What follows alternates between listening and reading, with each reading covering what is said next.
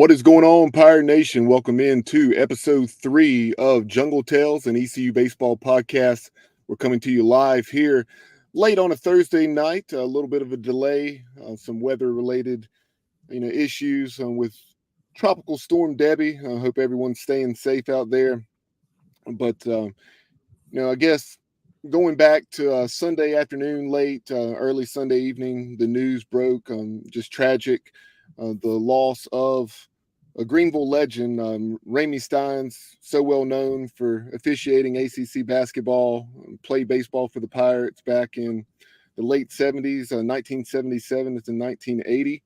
Played for coaches Monte Little and then also 1 year for Hal Baird. Coach Baird's first of 5 seasons, got in the Pirate program after spending time as an assistant. But wanted to spend some time here on tonight's show, recognizing the tremendous life lived by Raymie Styons, 66 years old, far too young. But welcome in first to the show, someone that's certainly no stranger in the Greenville community and an East Carolina baseball player himself, and that's Scott Andrews. Scott, welcome in. Hey, Bubba. Thanks for having me. Yeah, appreciate your time, and I know you certainly knew Raymie and the impact that he had, going back to when you were playing, but then also, after your days were through on the diamond at East Carolina, but you were involved with some Little League coaching and so forth, and you saw firsthand the tremendous impact he had, and that was what he was doing last weekend, before he unfortunately passed due to a cardiac incident traveling home from Warner Robins, Georgia, in the Southeast Regional of Little League Baseball. But I know you had the chance tonight to attend that visitation, and I can only imagine how many folks were there paying their respects. Yeah, there was a ton, and as expected, to hit on that was unexpected, and as you said, a tragedy to the community. I met him probably close to 30 years ago. My sister played softball with his daughter, and he was involved as a coach, and coached them throughout their whole youth career. So I actually met him as Mr. Raymie, and he was a great coach, a good motivator, and that was a lot of years of softball. I know my sister, was motivated by him, and was a good mentor for her.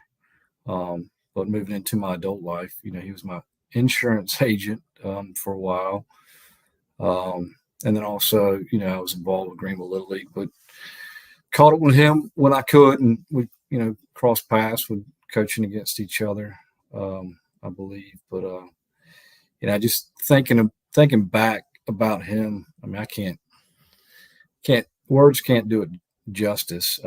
He touched so many folks' lives, but for me, he was, every time we had a conversation, he was respectful. He always asked about my family.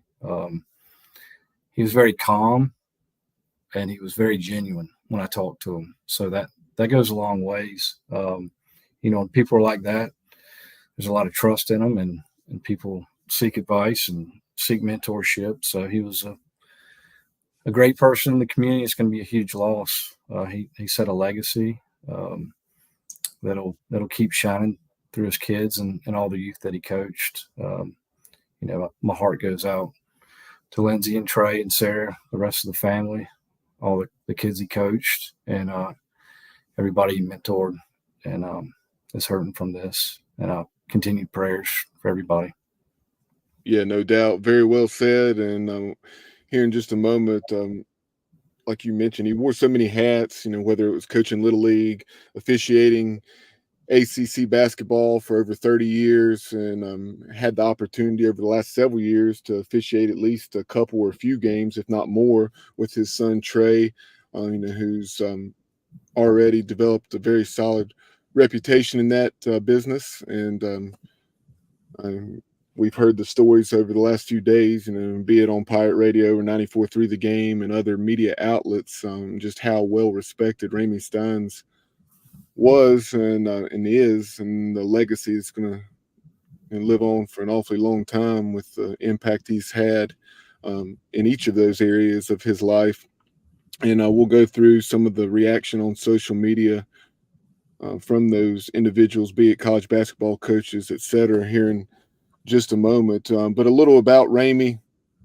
Raymie was from Plymouth, North Carolina, was a multi-sport athlete. I think he played at least 3 sports there at Plymouth High School. As I mentioned in the open, he played for the Pirates from 1977 to 1980. Following that 1980 season, in which he hit 10 or 11 bombs and I think well over 300, he was drafted by the San Diego Padres in the 16th round and played in the Padres organization for 3 seasons before getting into the business world. And as you mentioned, impacted a lot of folks and was a very successful insurance agent there in Greenville, North Carolina. And then his son Trey is also in the insurance business now. But kind of transitioning into some of the reaction on social media, I know the first comment that I saw and how I found out the news was Seth Greenberg, the longtime Virginia Tech coach, also spent time at South Florida. And Seth Greenberg had perhaps broken the news. That's, like I said, at least the first place I saw it. You had this ECU Baseball, rest in peace to Greenville legend and former ECU catcher Raymie Styons Jr. Raymie's legacy on and off the field will forever be remembered. Our thoughts are with everyone affected. You had a post from Little League Baseball, like I mentioned. He had just been down in Warner Robins, Georgia, and coaching the Greenville Little League team. And then he passed away suddenly on that flight home. You had several folks from the college basketball world, both current and former coaches chiming in. You had Cody Kimball.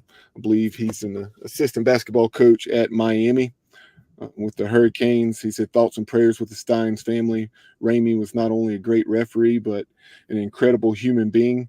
Always took time to ask about you and your family. Simply the best. So sad. Former Marquette head coach, as well as Indiana Hoosiers and Georgia Bulldogs head coach Tom Crean, said Raymie Styons was a highly respected and top-notch official. That's how some of us knew him. To his family, friends, officiating brethren, and to all of his Little League players, he was so much more. I'm so sorry to everyone whose life he impacted far beyond the court. RIP. You had Wes Durham, the son of longtime North Carolina play-by-play voice Woody Durham, saying, heartbroken tonight on the loss of Raymie Styons. 35 years as a college basketball official, mostly in the ACC, and just as long as he had spent that time as a friend of Wes Durham. He said he cared about the game and the people who were part of it. This is him speaking to my mom in February of 2022. And Wes went on to say he was proud to be a part of officiating the game where his dad was recognized and had a building dedicated in his honor. And all of us will miss his genuine kindness and care for people. I'll miss our visits, prayers to the family, and many friends. God bless. There I have on the screen the post that I referenced a few minutes ago from Seth Greenberg. Coach Greenberg said, longtime ACC official Raymie Styons suffered a cardiac incident and passed away today. He was a tremendous official and even better person. Always met you with a smile, was genuine and real. My thoughts and prayers are with his family. You also had Notre Dame assistant Kyle Gatter chiming in. Sad day for college basketball. Was a tremendous person and official. Thoughts and prayers for the Styons family. You had Brian Weingartz, who's the commissioner of Greenville Little League, and worked so closely with Raymie for for decades, saying Raymie was a Greenville and Eastern North Carolina icon. He was a very special man, and I pray for every player and every family in our program that he touched. You had former East Carolina Director of Basketball Operations, Kyle Robinson, chiming in saying, just awful. Raymie was a great man who always took the time to ask about our kids and family. He will be missed in the Greenville community. Stephen Igo with Voice of Colors said this is awful news for not only the officiating world, but for Greenville. Raymie was pure class. Prayers and thoughts with the family. And then the head baseball coach of the Elon Phoenix, tied with Elliott Avent for the longest tenured coach in the state. But Coach Mike Kennedy said one of the very best people I've ever met. He would go out of his way to find me every time he was at Elon officiating hoops games. I had he and his grandson in the dugout during our game at ECU. Never give up a chance to be with friends. You never know. Going to be missed. And then last but certainly not least, you had Brett Freelander, longtime ACC and just state of North Carolina basketball and sports journalist. Brett said, Raymie was a good official and an incredibly nice guy, one of my faves. Here's an example why. I was checking out of a hotel in Memphis after covering ECU in the 1995 Liberty Bowl. Raymie was an ECU grad and was in line behind me. He saw the ACC logo on my bag and introduced himself. When I asked the desk clerk to call a cab for me so I could get to the airport, Raymie told me not to bother. He was headed to the airport for the same flight and offered to drive me there in his rental car. I tried to pay him for gas, but he wouldn't take it. And from then on, we'd make eye contact and nod at one another, chat during timeouts at courtside when we worked the same ACC game.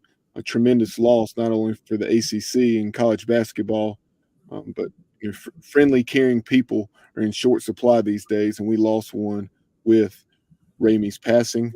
And here are some pictures, and he and his family happened to sit in the same section. Their season tickets were in section 4B at Dowdy Ficklin, just as mine are. And there you see on the right, he and his son Trey, doing what they love there at Elm Street Park and coaching Greenville Little League. So just so sad, and thoughts and prayers with the family. Great tribute, Bubba. Kind of shifting gears now, Scott. To your story, you're, as I mentioned, and as many folks tuned in know, you were a Greenville kid. You played for RV, the legendary Ronald Vincent at J.H. Rose High School, and the Rampant program. So much success down through the years. But just take us back to your childhood, and maybe even before you got to Rose High. You hear the phrase so frequently, especially in these last 2 or 3 years. It's been on social media videos for East Carolina baseball, saying baseball just means more in Greenville, North Carolina. If you would elaborate a little bit on that, since you experienced it firsthand. Yeah, sure. Growing up in Greenville, baseball is big. I was played, Big Fry, Little League, and all that, and then it continued on to prep and Babe Ruth. But start even in Little Fry and Big Fry. I mean, back then we had guys from Rose that were helping out, so, and the guys like Randy Phillips were around to help as well. And then led into Little League with a bunch of great coaches. So, back to Raymie and back to the folks that help and give their time, building up the programs around here is a testament to them. But it starts when they're young. So the opportunities there. I didn't have the best abilities in Little League, but I had a lot of fight, and I fell in love with the game. I pitched starting at 10, 11 years old, but as a lefty, I was kind of limited to what I could do. So outfield was great, and then transitioned to prep and Babe Ruth, and I wasn't the biggest kid by any means, but the term crafty lefty uh, was what I was developing into, learning how to pitch and hit corners and change speeds, and you know evolved some. But yeah, the goal was to pitch at Rose and pitch at Legion and hopefully take my career on to the next level. But yeah, playing with the goal was playing for Rose, and there was a winning program and a competitiveness, and that was something that most kids strive for and to play for RV. Um, you know, playing on those teams, they were close knit. Everybody cheered for one another. Middle school and even ninth and 10th grade. You were going to the games and watching the guys, the varsity team, and kind of waiting for your chance. At least I was, and got the opportunity, and it was a fun ride. RV is it? I mean, his legacy speaks for itself. Over 50 years, or I don't quote me on that, but close to 50 years, but over 1,000 victories Yep. in the Hall of Fame. So yeah, that was a privilege, and enjoyed it.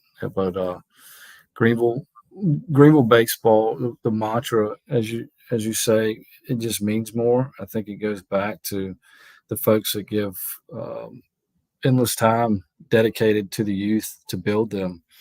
Not only build their talent and their potential, but build the love of the game. I mean, it kept in it, and some of them might not have played as much, but they hung on as long as they could, and they've got those memories forever for it. So that's the good part. So I run into people all the time, and you can still name folks by their little league team, and that's great. But it's a great community for baseball, and glad to be a part of it. I actually had the honor to coach with them my fifth year of college after I was done with baseball, and that was a special year to be back with them in the dugout. But it was great. You mentioned RV. In preparation for this show, and I told you if you could, I'd like for you to elaborate on some of the things, in your opinion, that make Ronald Vincent the coach he's been for over a half century, all those state titles, over 1,000 wins, as you mentioned, and this year was inducted into the NFHS, National Federation of High Schools Hall of Fame up in the Northeast. What do you say, Boston, correct? Correct. Yep. So, up in Boston. So tell us a little about RV and some of those things that, in your opinion, made him such a special coach and so successful. Yeah, I mean, RV, naturally's got a laid back personality, but don't let that fool you. Practices, we got things done. We got you can say laid back, but it was we were hitting, we were fielding, and we were getting better. And you were taking care of business, to a certain degree. But when you suited up and you crossed the lines, there was an expectancy, and he instilled a lot of confidence in you. So, from my standpoint, when he gave me the ball, I was expected to go out there and perform well. And a good amount of time, I did. And it was just like I said, a winning history, and that kind of builds off, everything, the expectation, and just allows the confidence to be there. You talked about, watching some of those games, going to Harrington Field, watching Legion ball growing up. During your high school years, you had that transition at East Carolina with Keith LeClaire coming in, taking over after a nice run by Coach O, now Dr. Gary Overton, and longtime color analyst on the radio network alongside Scooter Rogers and other play-by-play voices. But Coach LeClaire, after about I think 30 and 29 year one, really got things rolling. You had the Pirates winning, or winning conference championships, but earning a number one seed 3 consecutive years, 99, 2000. Then in 2001, you were finally able to host in Wilson, and then a super regional in Kinston. What are your memories from your high school years of Pirate baseball, and then we'll dive into your story and how you wound up playing for East Carolina. Yeah, so in high school and being here naturally, it was easy to follow the Pirates. Gary Overton and the coaches before had a great legacy. Keith LeClaire took over and really had a phenomenal legacy in the short time he was with the program. Watching those teams was very similar to growing up and watching Rose and the Legion teams being successful. It was hard not to be a fan and enjoy that and set some goals. Rose playing, not just being on the team, but starting was a goal. Legion was a goal, and then as I kept going to those games and watching them being successful, that was a huge goal. Even from the 99, 2000, 2001, and two regionals and all their success, it was just great to watch, great to follow. I actually remember being in a van and listening to it during a Legion game. But yeah, it was great to watch that program elevate, heighten, and be great. But like I said, the history there has always been there, and it's just back to the national championship and all the way through. It's just a very storied program, and I was glad to be a part of it eventually. So going back to your recruitment, you were a two-time All Big East 4A conference selection. You're 25-5. This coming from your ECU Pirates bio from your senior year at ECU, but you were 7-1 with a sub-2 ERA as a senior there with the Rose Rampants. I know you said you were actually, when an invited walk-on, is during that transition from Coach LeClaire to Coach Mazie.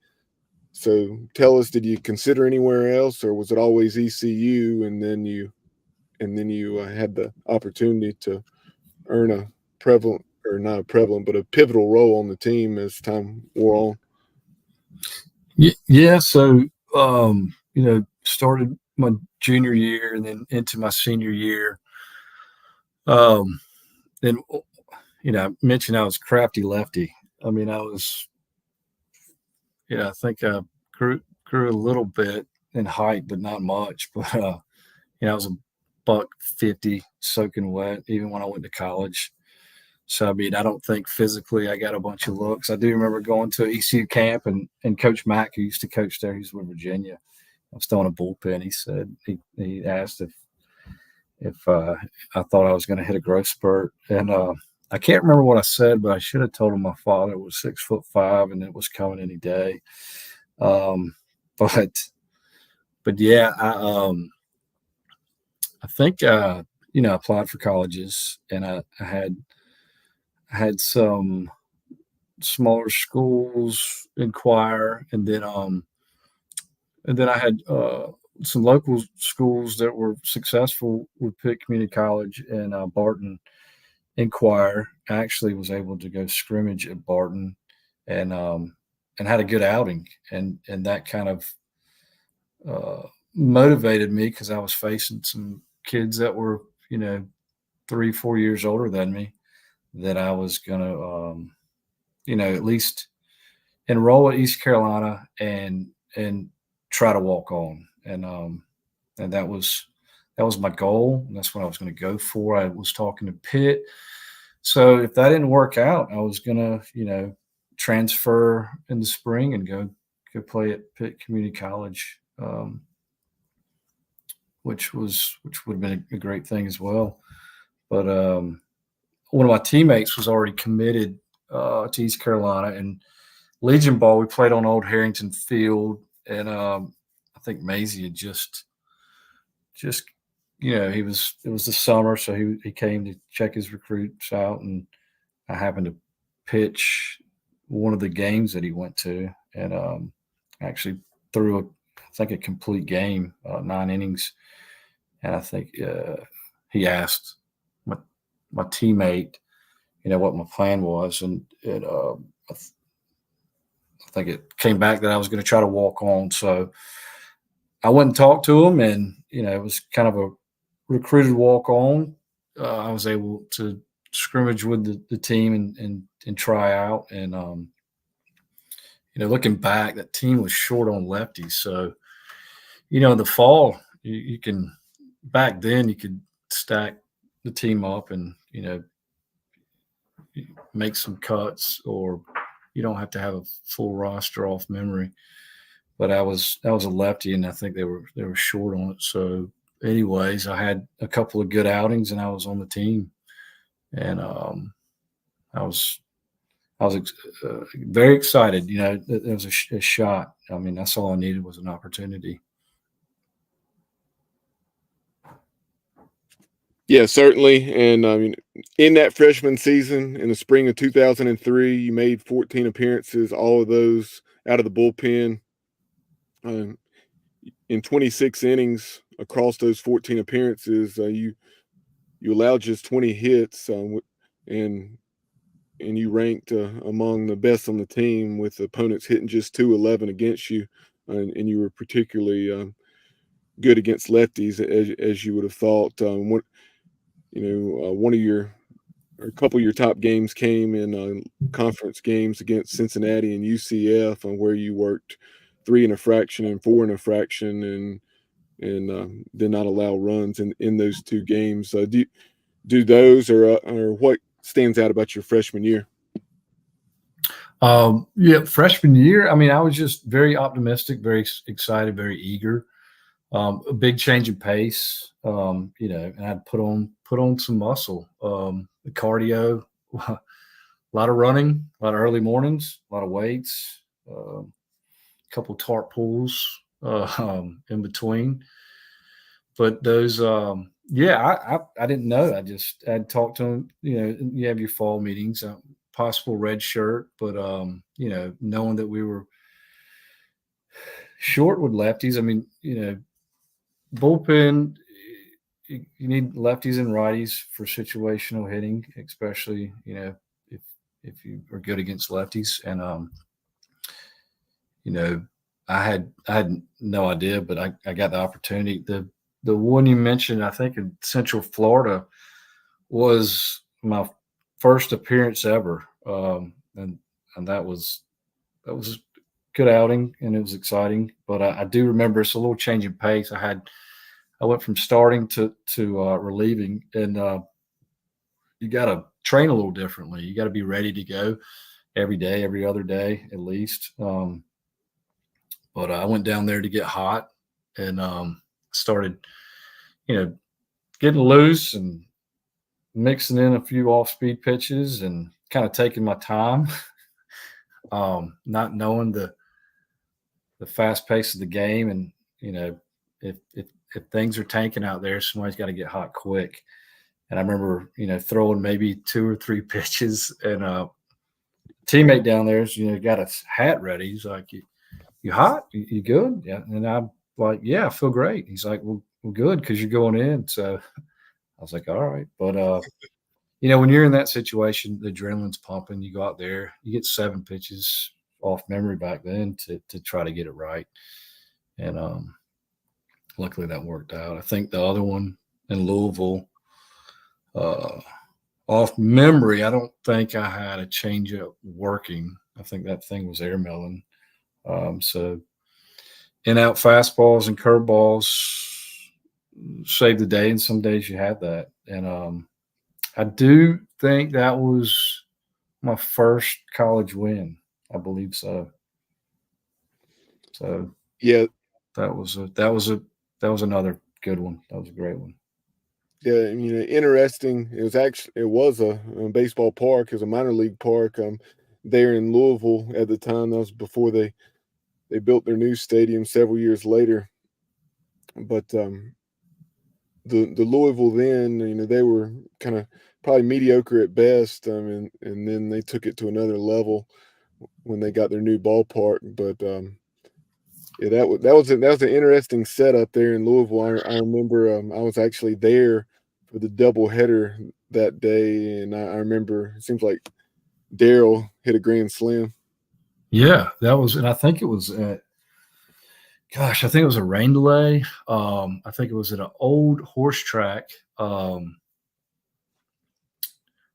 Yeah, I think it was a rain delay, old horse track. The old Probably, old fairgrounds, the old stadium there at the fairgrounds. yeah, probably all of 148 fans there. Yeah, it Um, was we, extremely we, were- sparse. we were fired up though. But we were fired up, got after it. I think I recall Ben Sanderson making a heck of a play in the outfield. But yeah, it's crazy how those memories start to stem back up once you start thinking about it. But yeah, And that year wrapped up down in Atlanta at the Atlanta Regional, hosted by Georgia Tech. Any memories of that before we transition to your sophomore year, which was one of the best years in East Carolina baseball history? yeah, Georgia Tech. That was a good experience. First regional. That was. I think we upset Georgia Tech. We did. No, They no, were not only were they the host, but they were a national seed, and seems like perhaps the number 7 national seed. And after losing a close game to, seems like it was the Gamecocks, we eliminated Georgia Tech. yeah, that was a great game. I think the two memories that stand out. I got an appearance after Will Brinson pitched a gem of a game. I think I came in um, at the end, but that was just a tough loss. The Georgia Tech game I didn't play, but Micah Owings was a freshman, I believe. He's a two-way guy that ended up playing the bigs as a pitcher, and he hammered a ball in the dugout, and everybody cleared. I wasn't paying attention, and everybody's looking at each other like, "Are you all right?" And I'm still sitting there. Nobody knew that thing caught me on the inner thigh, and I thought, I thought Pele kicked me right in the inner thigh. It hurt so bad. I mean, I had no idea. I didn't know it hit me until the pain just shot up, and then I had to go get it iced. But that eventually went away. Did it leave the That's seams of the baseball? But it left the whole degged in baseball on it. Yeah, I had to go around the corner and drop down to my sliders and get my leg taped up, and then put my pants back on. It slowed up like a beach ball fairly quickly. But But yeah, that moving was a on, great season.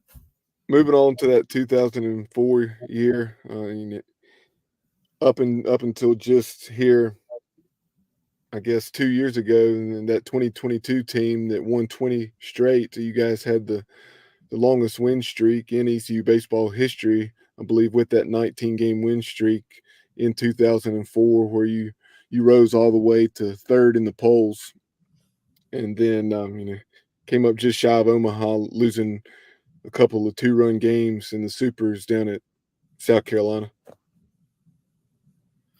Yeah, special year, something that great to be a part of. Every team's great to be a part of, but that one was just special. Yeah, I think Maisie and Tommy and Oz knew it. I mean, the a lot of returners, a lot of starters, very deep. deep, with the position players and deep with the pitching, starters, bullpen, everything. We all bought in early. I think you've heard before, we had curfews that year, and I'll give it to the seniors. They really policed that, and we worked hard, and I had a goal in mind. Every year there's a goal, especially especially back with the LeClaire days, and the upperclassmen carried that legacy over and really policed that. But that was a special team. Playing with confidence, that team played with. It was almost into the game knowing you were going to win in a very confident way. I would say positive, and everybody loved each other. It was very special. Everybody pulled for each other. When one was down, one stepped back up, and it's good. It's good to play for teams like that. And as a pitching staff, that team hit it over 100 home runs. I'm going to put up 8 or 9 runs a game. So as a pitcher, either a starter or bullpen, hey, you get a ball handed to you and say, hey, keep it under 8 today, and we got you. That goes a long way as well. So shout out to the offense for that. And phenomenal year. Up to third. And sorry, a little bit of a lag on my end. But what a stacked lineup. At the top of the order, right there near the top of the order, he batted lead off, it seems like, for a decent percentage of that season. But you had a guy like Jamie Page. Jamie Page, he was kind of Lane Hoover before Lane Hoover. Jamie Page, sweet pea, automatic. First guy. Then you had John Poppert and Ryan Jones and Darryl and Trevor and Mark Menikazi, Walt, Ryan Norwood. Those guys could swing it. And, Billy Richardson, Brett Lindgren up the middle. Just Drew Costanzo, guys like Mike Harrington, just Jake Smith. That's just off the top of my head, but tons of talent. And, like I said, as a pitcher, just something you want, defensively behind you, but knowing you get some 3 quick outs, that's your motivation to get these guys back in there. And that's a great feeling for a pitcher. Yeah, and we have several of those guys chiming in tonight. Ryan Norwood, Ryan Jones, Adam Hodges, Brett Lindgren. I really appreciate you guys tuning in and your support of the show. And I know Scott certainly does as well. And, I think back to I remember that Charlotte series. That's when I think that is when the win streak, the 19-game win streak began. We had beaten Charlotte pretty badly in the first 2 games, or at least the second game of that series. And it was at Charlotte. Charlotte, understandably, trying to stave off the sweep in Game 3, and had at least a 5 or 6 run lead. Maybe it was up 7 or 8 runs in the middle innings. Mm-hmm. But we talk about how explosive that lineup was, and we ended up, I think we trailed perhaps 13-5 or something along those lines, and end up winning the game 24-13. Doesn't surprise me one bit.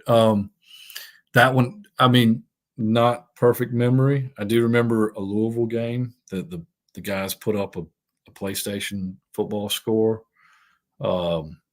But one of those games we were down, and it was just a matter of just keep us in the game. And went down early, and it was just some middle relief, hung in there, and it was just a matter of time, and those guys just brought it on home.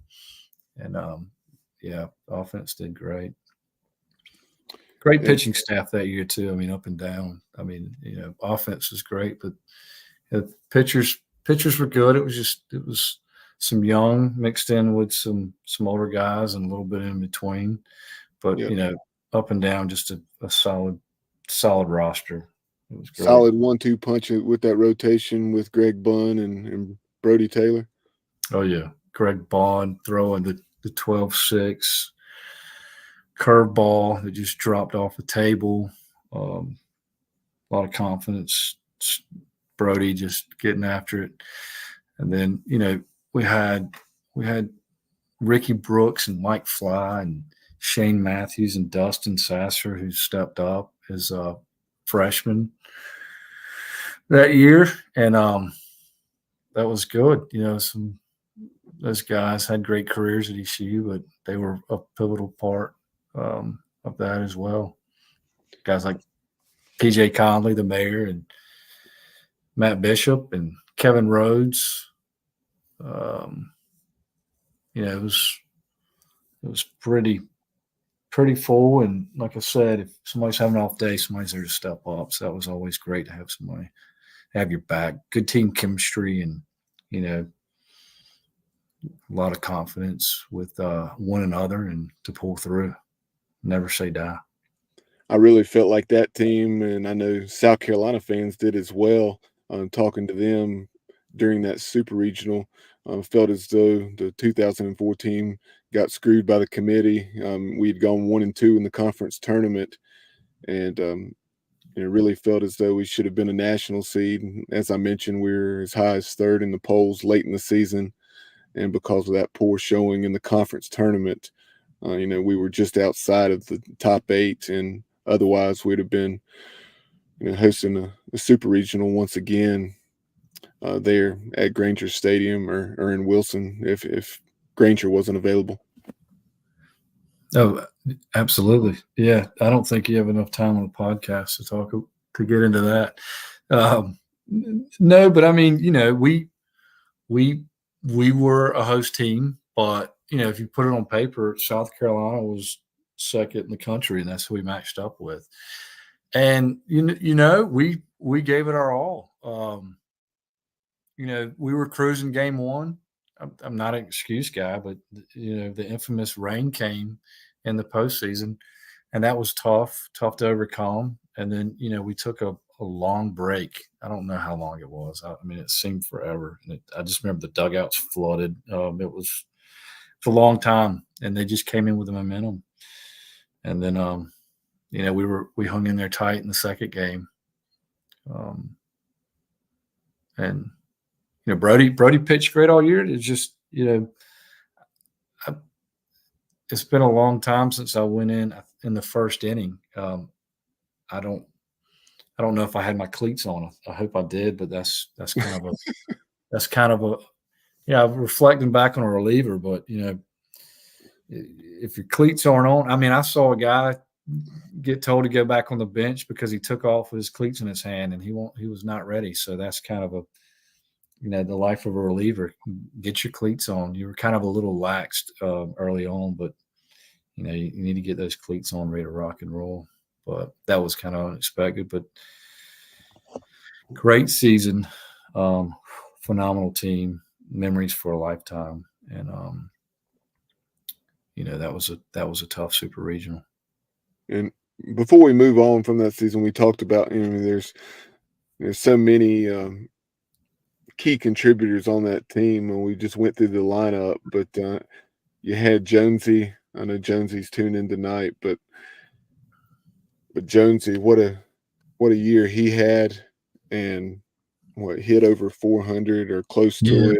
Over 400, 25 or 30 doubles, and probably 20 plus bombs. He was a finalist. Yes, 20 Golden Spikes Award. 25 legit, doubles compared to Walter Norwood. But yeah. I mean, I know Walt was probably up there with some doubles, but Jonesy's were legit. Ryan's were too, but it was just a little bit more packed to it. And one of those by Jonesy, I remember that series at Harrington Field against Tulane, and it looked like out of the natural, he hit it through the lights in right field out onto the football practice field. Oh yeah, those were. For some reason that one just I mean those were, and and Adam Witter, he put he put some out there too. I remember some of his not landing. Mike Grace was on that team. But like I said, phenomenal team up and down. And then, when you got some folks coming off the bench, they were everyday starters on a lot of other teams, but just stacked everywhere. But yeah, I think 100 long balls that year, unreal. They're flying out left, right, and center. And before we move on to the 2005 season, your junior year, our comment section right now, Scott, it looks like you remember those kind of instant message chats that you guys would do on ECUPirates.com back in the day. That's what it looks like now, with Jonesy and Big Walt going back and forth at one another. Love it. Get after it. But before we transition to the 2005 season, which was the first at Clark LeClaire Stadium, what are your memories of Harrington Field and the jungle when it really was a jungle? Yeah, so that's where I would get dropped off and go. As before Legion, and go out there and run around the pine trees, and then folks started making. They started making the little stands back there, or they'd have the 5-gallon buckets turned over with some 2x10s or 12s stacked across the stand on it. The center field bleachers. I mean, that place was part of my youth. It was great. I loved it. I was fortunate to play. I played Legion in it for 2 years, but I got to play 2 years there and then 2 years in the new stadium. And to me, it was the best of both worlds. It was a euphoria of the past, in Old Harrington with the pine trees and just the simplicity of it, and, bringing in good teams and beating them there. And then the new stadium, just being able to enjoy, some of the, the locker room and the, all the bells and whistles that came with it, and, some indoor pitching cages and batting cages, and being able to have that was great, and something that the guys before us, built, and very proud to be a part of both places. Hard to put in words, but very fortunate to be a part of both of them. You talk about bringing in quality teams. The Keith LeClaire Classic had actually begun at Harrington Field, and you had programs that Coach LeClaire had a tie to, being because it was his alma mater in the case of Western Carolina, or programs like Clemson and Georgia Southern, where there were you had his coach Jack Leggett at Clemson, of course, and Rodney Hennon, who had, I think, played for Coach LeClaire, guiding that Georgia Southern program. But the first year of Clark LeClaire, I remember when we found out. Now, of course, it's 3 teams coming in, and 4 with the Pirates included. But that initial year, you had 6 teams. You had the likes of Michigan, Ohio State, North Carolina, Georgia, Arizona State. It was almost kind of a who's who of college baseball. What are your memories of that and that initial Keith LeClaire Classic at Clark LeClaire Stadium? Yeah, the initial one was unreal, and blessed to be a part of. With the LeClaire family out there, with Lynn and the kids, very special. My freshman year, we would go visit Coach LeClaire, and and talk to him, and go see him, and that was a very special experience to myself. I didn't get to play for him. Really never, met him prior to that, and being a part of that tournament that's carried on and bringing in those teams and competing and beating them was great. Clemson stands out in my head. I see it like it was yesterday. Drew Costanzo hitting the backside line drive bomb. I don't know who it was. I think Mike Fly was beside me trying to jump over the fence. Luckily, one of us didn't fall on our face, but that was electric. I mean, that was phenomenal. We were fired up.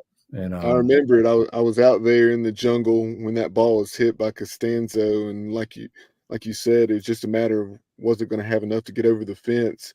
And Tony Sipp, the left fielder for Clemson yeah, that night, the jungle made sure that he had an awfully long night that he would never forget. exactly. No, it was great. It was a good thing to start for a great man. And over the years we've been able to bring in some great competition and compete and carry that legacy on very well. But one of my memories of that initial Keith LeClaire Classic, you had the first game in the ballpark against Michigan, which was seems like we won that game maybe 3-2 or something of that nature. But also the team that I left out that was also in that field was Arizona State. You guys had been out to Tempe the previous season and lost 3 probably 1-2 run games, or at least games, even if the margin ended up more than a run or two, games that we led in the mid to late innings and just were unable to put them away. But Arizona State and the Sun Devils part of that field, and I was asking the guys here in the comment section if they remembered how brutally cold it was that night. I remember whoever the PA announcer was at the time came over the PA system and had the Pirate fans move from in front of the batter's eye, trying to get some protection from the wind. Yeah, and so those games are always fairly early in the season, and Eastern North Carolina is humid and hot in the summer, but it can get cold in the winter, and that was very cold. We had I vividly remember the cold days because as a reliever, go get hot and you're sitting there and your hands are sitting there just tight as could be, and it's going to take you 5 minutes just to get loose. I think it was West Virginia one game. It snowed. It snowed a game. But yeah, that Michigan game was cold, and it can get cold out there, and the wind can roll, especially the left field. And if you're out there, it's going to whip, and it's going to be a little chilly. And actually, wanted to work in reverse for a moment. I told you I was going to mention this game in that 2004 season. That 19-game win streak was snapped by the Seahawks, unfortunately, at Harrington Field. But we played them the following week, bounced back with a big 3-0 win, and then beat them a couple times in the regional. After they took care of business and eliminated Tennessee. But that game in Wilmington at Brooks Field that we won 3-0, you went about 7 innings, and Matt Bishop came in and closed it out. What are your memories of that one? Yeah, that was a great spot start. Like I said, I was kind of a utility pitcher. I could count, maybe on. I think I had 5 starts maybe in my career. But utility wise, long relief, short relief, setup man, pitch to lefties, but that spot start was good. But yeah, last game we played, they got a hold of us and they beat us pretty good. And then we went down there and I was told I was starting and it was, I think I remember talking to Tommy or Maisie, and it was, sometimes those starts you string it together, staff it, staff day, if you will, and get you 2 or 3 and, next man up. But I think that one was, it's yours if you want it. And I was motivated and I took it, and it was a good game. I was I do remember it. Again, I don't think changeup was on. I think I had curveball working and really going in and out with my fastball. Again, not overpowering, just keep it low and throwing to contact, getting ground balls, and let your defense work for you. And got to 7 and got it to old Bish, and he shut the door for a closeout, and that really picked us up. And it doesn't matter how good you are in North Carolina or any state. When you play the states, the Carolinas, the Wilmingtons, it's always going to be competitive, and it's always one that you want to win. So that was a good one to get. Yeah, no doubt. As Cliff Godwin has said time and again, very easy to put together a quality non-conference schedule. It's almost impossible to not put together a quality non-conference schedule unless you're playing teams out of the area. So many quality programs in Virginia, North Carolina, and South Carolina. But in that 2005 season, we had lost a decent amount from that very good 2004 team that won a school record 51 games. But you logged more innings in 2005 as a junior than you had your previous 2 years combined, working a little over 50. And that came across 19 appearances, including 4 spot starts, primarily, I think, coming in the midweek. But that year, I talked about how difficult you were, how opposing lefties really struggled to have any success. In 2005, they were just 10 for 57, just a $1.75. What are some of your memories of your junior year? Yeah, junior year. I mean, that was a good year. We put together a good year. I think we went to Arizona State for regionals. That was a solid team. I don't think there were many upperclassmen. I think 4 or 5. Still a fairly young team, but good team to beat, to play with, and yeah, a little bit more outings and a little bit more extension. That was a great year. Nothing that stands out in my head from that year. There was a lot of games, I guess, when you start pitching more, they all kind of run together. But again, a close knit team, had some good transfer guys. I know you mentioned Adam Hodges was tuning in, but Hodges came in, and some other guys, and just a good chemistry team as well. We did lose some of the other guys. Some of them probably should have stuck around a little bit, but it can't fault them for wanting to better themselves and go to the next level. And after that 2005 season, you had Coach Mazey. He had hired Billy Godwin from Lewisburg Junior College to be our new pitching coach. And then, unfortunately, Coach Mazey was let go. And then Billy got the job on an interim basis. And that interim tag, it seems like it was no more than a week or so until Terry Holland removed that interim tag. And then Billy Godwin's first year, your senior year in 2006. And, he had some very successful years before it came time to part ways after the 2014 season. Yes. So that was, it was a tough transition. You can't say that. You've got three coaches that you're with for 3 years, and then within a matter of months, you've got a whole new coaching staff. Off memory, I think Billy came in as a pitching coach, and then Link Jarrett came in, who's he's at Florida State now. Had a great season this past year.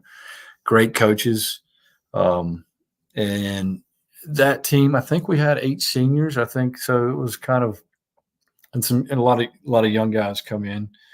So a little bit to navigate there. I think it was great coaches still. It's just head coach goes away. It's tough. You got to put it together and make the best out of it, and kind of put on multiple hats as a coach. Hats off to them for navigating that.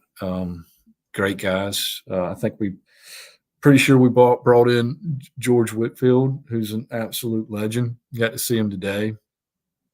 He's a stud. You know him, and that's just his mantra. But great guy, good motivator. So, yeah, good season. Not how you want it to end up for any season, especially your senior year. But it was a fun ride, and it was still great to be a part of. Thoroughly enjoyed it. One of the highlights of that season was, I believe that was the year that Jake Smith won the Johnny Bench Award, correct? Yes. Okay. Yeah. Okay, because Jake had obviously been a key cog prior to that year, but that year hit 344, 13 bombs, 65 RBIs, 16 doubles, slugged over 600, and obviously very solid behind the plate as well, and won the Johnny Bench Award. And as you mentioned, Pirates came up just shy of a regional, 33 and 26, and kind of, I would guess, kind of along those lines of what you were referencing with new pieces and a transitional year. You guys were very good at Clark LeClaire, going 28-9, but had your share of struggles on the road. Yeah, like I said, a couple games go this way and that way. It's a whole different ball game. You saw a couple teams get in with fewer wins. We were still playing in a strong conference back then, but 33 just didn't make it. You spin the ball a little bit different. You get a good swing on a couple more pitches, and you're up to 35, 36, 37. It's the way the game is. You take it and you wear it and you roll on. Still a good season, and like I said, it was a fun ride. I can tell you that. And in that year, you had guys like T.J. Hose, Jason Knights, Dustin Sasser, guys, Shane Matthews, that were so instrumental on the teams that in the year or two to come that did make regionals and have even better seasons. Yes, absolutely. They were on there. They were on there. Like I said, I think there was 8 seniors, and I think we all were co-captains. So we kind of championed, as another coach and help, police that team. There was a bunch of young guys as well, and yeah, we just fell a little short and moved on. So after your career came to an end, I know you majored in construction management. Tell Pirate Nation what you're up to now, what you've been doing these last couple decades. And I know you're still in Greenville and still very much a part of the baseball program from a standpoint of attending a lot of games and what your schedule allows. I've seen you, of course, at football games as well. Yeah, so still in Greenville. I'm here, family man. Got my beautiful wife Jessica and my little girl Avery, who's phenomenal. But yeah, we're here. We Still go to a lot of sporting events. Go to all the baseball games, all that we can. Avery loves to go to all of them. Still frequent football games. I currently work with Hamel Builders. We do commercial construction. I'm a project exec for them and helping run the North Carolina office. But yeah, still go to little league games and enjoy the fun small big town of Greenville. You talk about enjoying the baseball games, and I saw you this year right after the Pirates had won that thriller against Wake Forest, and you really felt at that point you thought we were probably going to.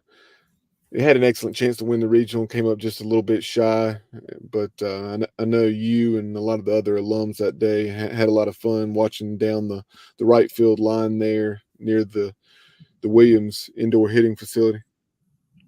Yeah, no, that's again. I'm blessed. I'm always here. I get text every weekend during the season or ahead of time.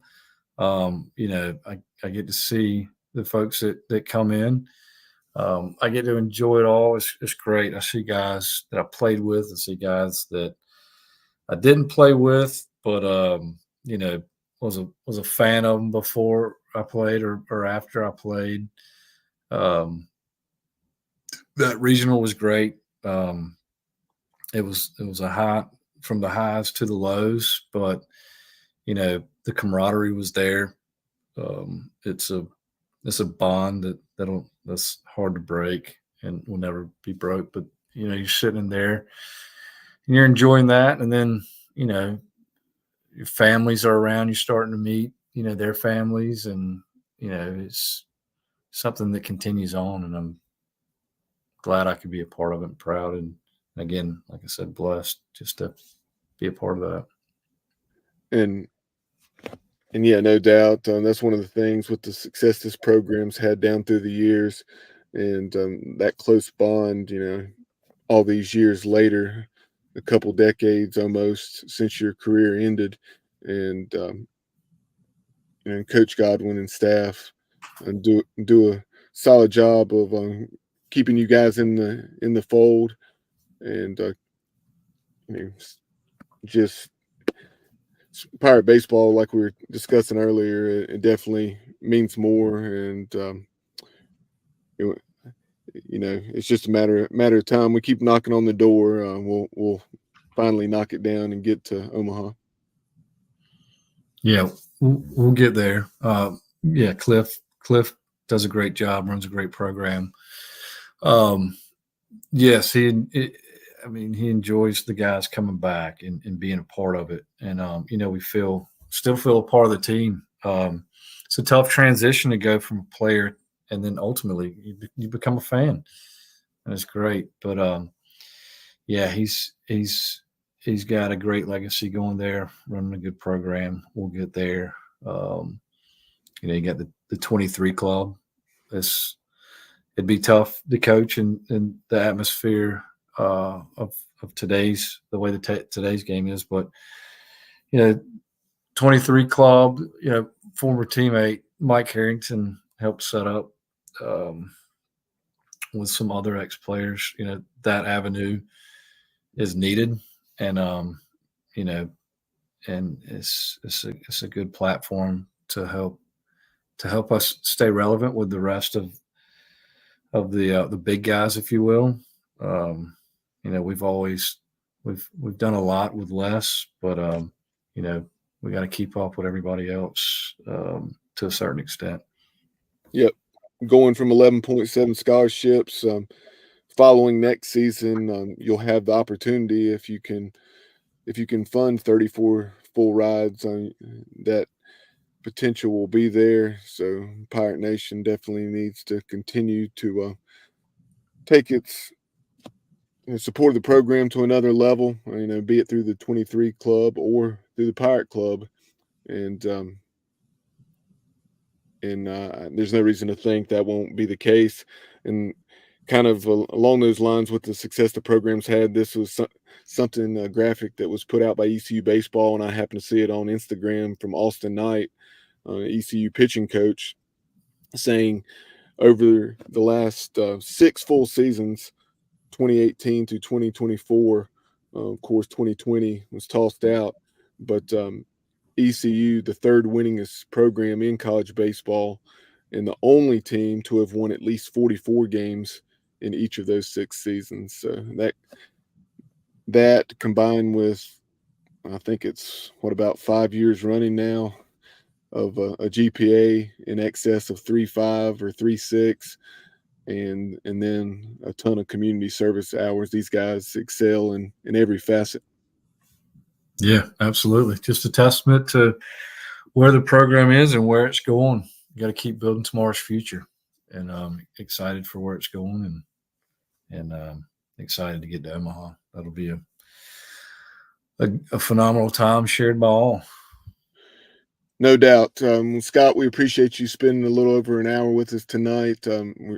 Thanks for all you did for the Pirates, back all those years ago, and, all you continue to do with your support of the baseball program.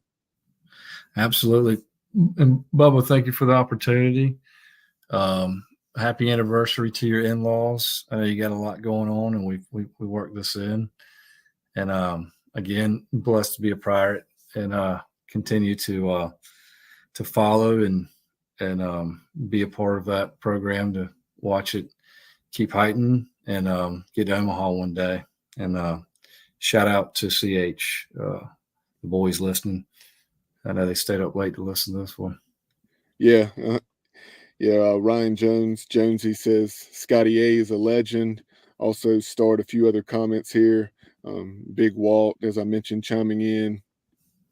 Adam Hodges, and then one that I had not mentioned, William Landon, said good memories of Pirate baseball during Scott's years. Some very talented teams. Oh yeah, Will Landon, Greenville guy, great, great person. He chimed in on our podcast a lot through the years. Appreciate you as always, William. Absolutely, great Pirate fans. And so, be sure, if you're tuned in right now, subscribe if you have not already done so on YouTube, and that helps us out a lot. And give it a thumbs up, a like, and then share it with your Pirate baseball teammates and ECU friends on trying to get the word out. Be it Instagram, X, Spotify, YouTube, Facebook. We've set a goal of, hitting 300 subscribers or followers on all those platforms prior to the start of next season. But yeah, thanks, Brett. Said CH, nice work, Scotty. So yeah, thanks so much, Brett. Are you still out in California? Or I know Warren Gaspar, who's a West Coast guy, actually moved to North Carolina, but I think Brett, you're still. Warren's back. Brett's still in Cali. We're trying to get him over. The recruiting trail's still on. We're hot on it. Gotcha. Seal the deal. Get it done. We'll get it done. But that will conclude this segment of the show. If you want to stay with us, we'll let Scott run and get some sleep. But again, appreciate your time. Here in the next 15 minutes or so, we'll give you a quick rundown of what the Pirates have done thus far in the portal, and then also the Pirates and the pros. But again, appreciate the time, Scott, and we'll catch up soon. Absolutely. Thanks, Bubba. Keep doing what you do. Go Pirates. All right, go Pirates. That is former Pirate pitcher Scott Andrews, the lefty, pitched for ECU from 2003 to 2006, and really appreciate his time tonight. Before we wrap up tonight's show, I want to give you a quick update on the Pirates and the pros, and then we'll dive into some of the portal ads ECU has had. You have, of course, Burley and Sean Armstrong are now teammates with the St. Louis Cardinals. Sean Armstrong was traded from the Tampa Bay Rays here, I guess, a week and a half ago. And I had the opportunity to see Burley play. This is before Sean Armstrong joined the Cardinals. But my family and I went down to Atlanta, saw 2 games between the Braves and Cardinals. Burley had a heck of a weekend. We did not see game 1 of that series, but in the 3 games, Burley had 6 hits on Sunday in the 3rd game. we saw Burley hit a 435-foot shot that had an exit velocity of 110 miles per hour up on top of the chop house in right field at Truist Park. At that point, Burley was hitting over 290. Now he's, as of tonight, August the 8th, he is hitting 277 with 19 bombs and 66 runs batted in. Meanwhile, Sean Armstrong, since joining the Cardinals, has appeared in 2 games, working 4 innings with St. Louis, and he had allowed 1 run on 3 hits and struck out 6 while walking 1 in those 4 frames. Jeff Hoffman, Hoff, of course, is having a stellar season. He was a National League All-Star. He's 3-1 with 9 saves and an ERA of 188. And he had already appeared in, or has already appeared in 48 games, working 48 innings. So obviously it's primarily been, 2 or 3 outs that Hoff has been getting when he enters a ball game. And in those 48 innings, he has struck out 65. Gavin Williams has now logged 7 starts since being activated, I guess, just a little over a month ago. It was either late June or early July where Gavin worked his way back and was activated off the injured list or disabled list. And Gavin, last year he had some very tough luck with run support, and it's been much the same this year. Unfortunately, he finally got some run support against the Orioles and had his worst start of the season. But all in all, Gavin has pitched well since coming back, and kind of a oddity here. In those 5 or 6 weeks, he's already pitched 3 times against the Detroit Tigers. You have Connor Norby. Norbs was traded from the Orioles to the Miami Marlins. You really felt like with Baltimore in a pennant race that they were going to be trying to acquire some more pitching. So no surprise to see Connor, get traded. And he was assigned a day later to the AAA Jacksonville Jumbo Shrimp. So hopefully before the end of the season, maybe Connor Norby will get that call up to Miami to play for the Marlins. You had Jack Reinheimer with the Iowa Cubs. He began the year in independent ball and then was signed by Chicago and assigned to AAA Iowa. Bryson Wool has been bouncing back and forth all over the Braves minor league system. Began the year in single A, high E ball, if I'm not mistaken, all the way up to AAA Gwinnett, and is currently with the Mississippi Braves, aka the M Braves. And he showed off that arm and hosed someone the other night from left field. A nice throw, and they should have known better than to test that arm of Bryson Wool. Also, let's see here. Who have we not mentioned? Unfortunately, Trey Benton suffered a season-ending injury. He was having a very nice year. And Carter Spivey has had a heck of a year. Carter's probably won 7 or 8 games with the ERA in the mid-3s for the Cleveland Guardians organization. He is with the Lake County Captains in high E ball. And Trey Benton, like I mentioned, here in the last few days was put on the 60-day DL. So unfortunately, it looks like Trey's 2024 season is done. But again, a very solid year for Trey. I think he had an ERA in the high 2s or low 3s.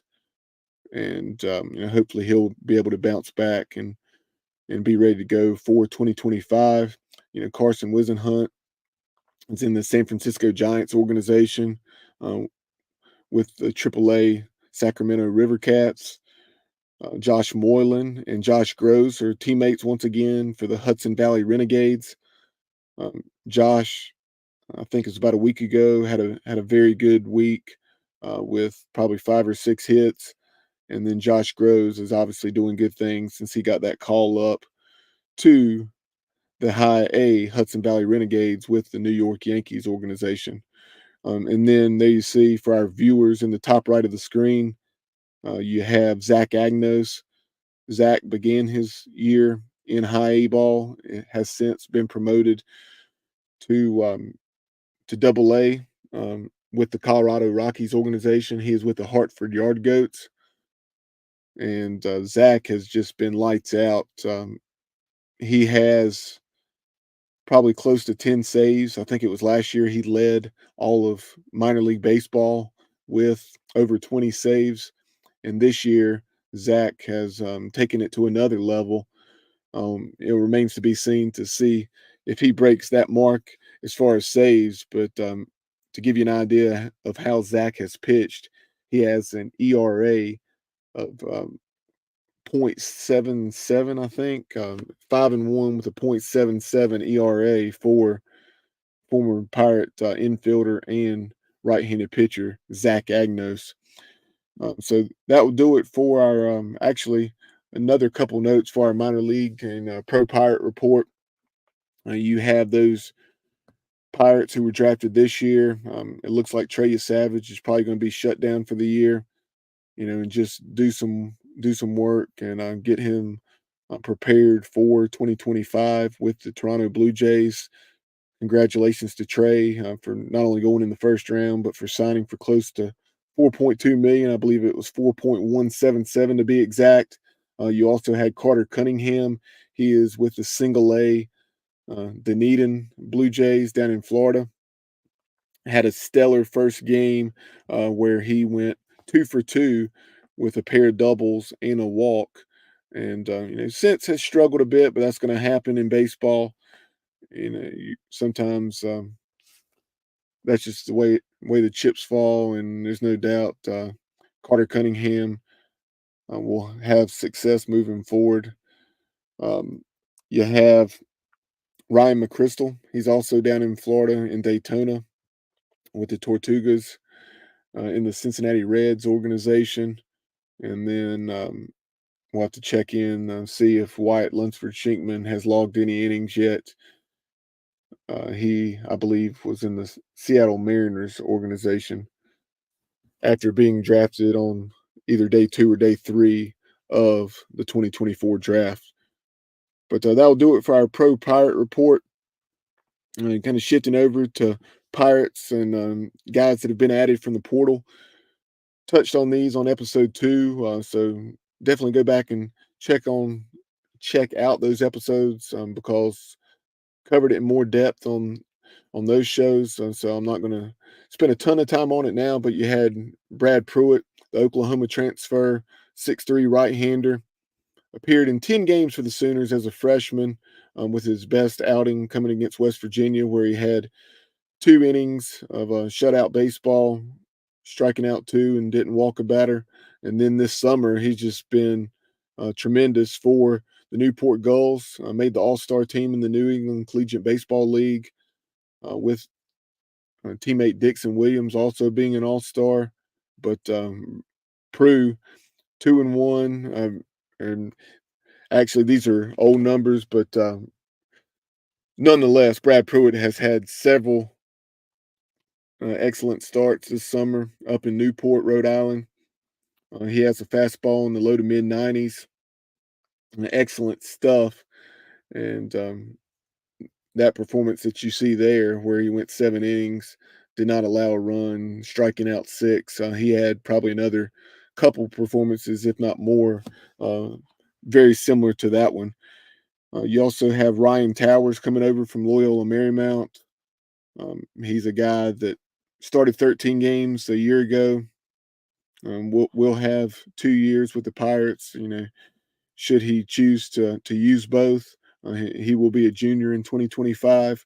There you see his stuff: upper 80s, low 90s fastball, slider there in the upper 70s to low 80s, change up in the low 80s, and then in the mid to low 70s for his curveball.